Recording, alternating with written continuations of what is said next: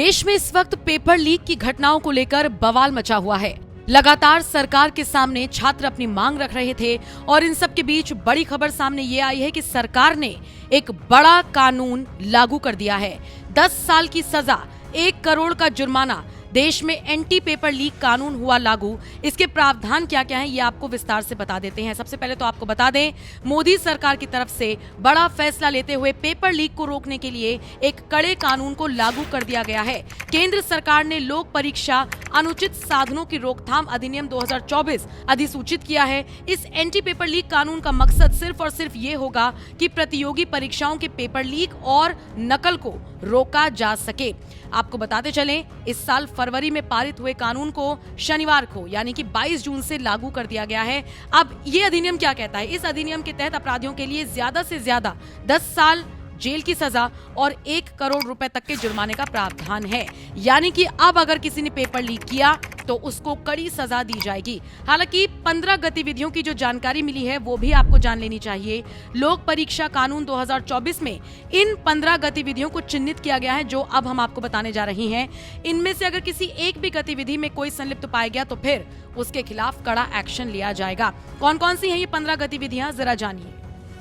परीक्षा से पहले प्रश्न पेपर या आंसर को लीक करना। आंसर की या पेपर लीक में दूसरे लोगों के साथ आपके शामिल होने पर, बिना किसी अधिकार के प्रश्न पत्र या ओएमआर शीट देखने या अपने पास रखने पर, परीक्षा के दौरान किसी भी अनाधिकृत व्यक्ति द्वारा एक या उससे ज्यादा सवालों के जवाब बताने पर, आंसर शीट या ओएमआर शीट में गड़बड़ी करने की स्थिति में, किसी भी परीक्षा में उम्मीदवार को किसी भी तरह से प्रत्यक्ष या फिर अप्रत्यक्ष तरीके से जवाब लिखने में मदद करने पर, बिना किसी अधिकार या बिना किसी बोनाफाइड एरर के असेसमेंट में कोई हेरफेर करने पर, किसी भी परीक्षा के लिए केंद्र सरकार द्वारा निर्धारित मानकों और नियमों की जानबूझकर अनदेखी या फिर उल्लंघन करने पर, परीक्षा के संचालन में गड़बड़ी कराने की नियत से जानबूझकर सुरक्षा मानकों का उल्लंघन करने पर, किसी भी ऐसे डॉक्यूमेंट से छेड़छाड़ करने पर जो कैंडिडेट से जुड़ा हुआ हो। इसके अलावा एग्जाम में घपला करने की नियत से उम्मीदवार के सिटिंग अरेंजमेंट, एग्जाम डेट या शिफ्ट के आवंटन में गड़बड़ी करने पर, कंप्यूटर नेटवर्क, कंप्यूटर रिसोर्स या किसी भी कंप्यूटर सिस्टम से छेड़खानी करने पर, पैसे ऐंठने या धोखाधड़ी करने के लिए फर्जी वेबसाइट बनाने पर, public exam authority, service provider या किसी भी सरकारी एजेंसी से संबंधित लोगों को धमकाने पर, फर्जी परीक्षा कराने, फर्जी एडमिट कार्ड या ऑफर लेटर जारी करने पर, ये सारे प्रावधानों पर सजा हो सकती है।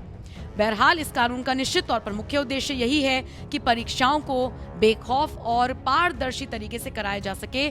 जैसे कि पिछले कई एग्जाम्स में देखा गया है, जो लीक का मामला सामने आया है उसको रोकने के लिए ये कदम सरकार की तरफ से उठाया गया है। फिलहाल आप इस खबर को लेकर क्या राय रखते हैं, कमेंट करके जरूर बताएं।